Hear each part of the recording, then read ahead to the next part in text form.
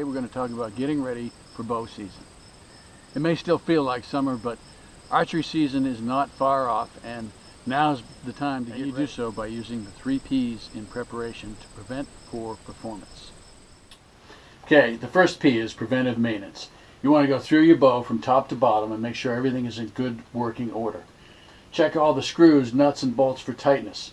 There's a lot of energy transferred through the bow, through the limbs, through the riser and the axles when the bow is fired, and over time that can loosen things up. So make sure everything is good, tight, and secure so you don't have an accident in the field. Okay, while you're at it, you want to check strings and cables for wear as well. Bow manufacturers, string manufacturers might recommend that you replace those anyway every 2 to 3 years, or possibly every year depending on how much use you actually give the bow. But go through, check for wear, check for fraying, check the servings, check the strings, make sure everything is in good order there. Then when you're done with that, you want to wax your strings, okay? Get a little bit of string wax, rub it on your fingers, and work it into the string. If you do this vigorously, the friction creates heat and that wax will actually seep into the string. And in this case, this is not only going to protect it from wear, but it's going to protect it from the sunlight, just the damage of UV rays. And then, of course, when you were checking for tightness of all your nuts, bolts, and screws, you were looking for anything that might be rusted or corroded. Clean that up and then get some odorless oil to lubricate any moving parts. You don't want to lubricate the string with oil. That's wax, goes on the string, but oil into the axles and any other moving parts, maybe an arrest.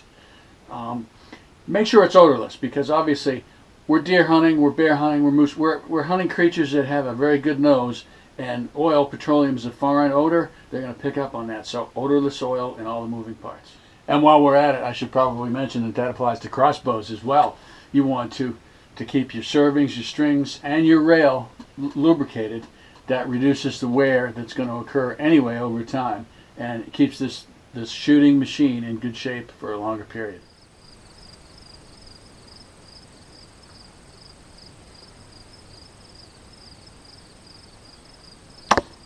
Okay, the second P is practice. You want to practice, practice, practice, enough so that all the mechanics of drawing, aiming, and shooting your bow become automatic, so you don't even have to think about it. In the heat of the moment, in a hunting situation, it just happens, and it happens the right way. And in the process of practicing, obviously you're going to fine-tune your bow so that accuracy and precision are right where you want them to be. So you'll come to full draw, you'll acquire your target, you'll make a nice smooth release, and hopefully you'll hit what you're aiming at.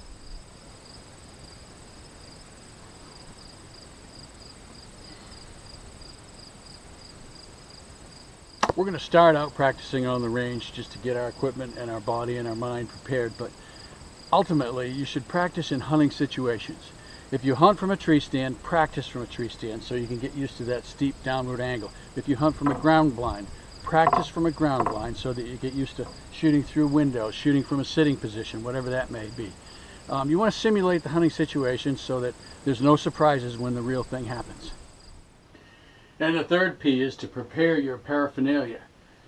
Check your arrow shafts for cracks, scratches, dings, anything that might affect performance or possibly cause an arrow to malfunction in flight. Check your vanes. Okay, obviously this one's going to need to be replaced. Check your nocks, especially for cracks, because you don't want those to fall apart at the wrong time and cause an accident or cause you to miss an animal. Check your broadheads. Make sure they're functioning, especially if you have mechanical broadheads. And then when all that is done, put your arrow on a spinner, make sure it spins true. If it doesn't, make whatever adjustments are necessary, or make that a practice arrow and get an arrow that's going to work properly with the nock, with the broadhead, so that everything is in good working order. Obviously you're going to need some means to transport your bow. Traveling from home to a short destination in a vehicle, in a truck, in a car, you might want a hard case. If you're flying, you certainly want a hard case and a really good, secure, rugged case. If you're traveling on an ATV, you may want a hard case or a soft case with some sort of ATV handlebar or rack holders that will secure your bow on that ATV or side-by-side. And then once you get to the field, you can throw on a padded sling like this. That frees up one hand for whatever other gear you may have to carry in, a flashlight going in the dark, or dragging that deer out after dark in the evening. Another thing that you might not think about until you get to your tree stand and realize you forgot it is some means to raise and lower your bow.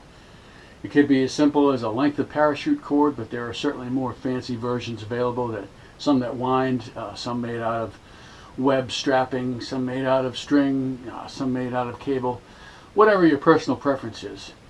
And that's just the tip of the iceberg. Obviously there's limitless almost other gear items, scent control, calls, optics, apparel, footwear, but we'll save those for another time. That's it for this time, but please check back again soon and often with the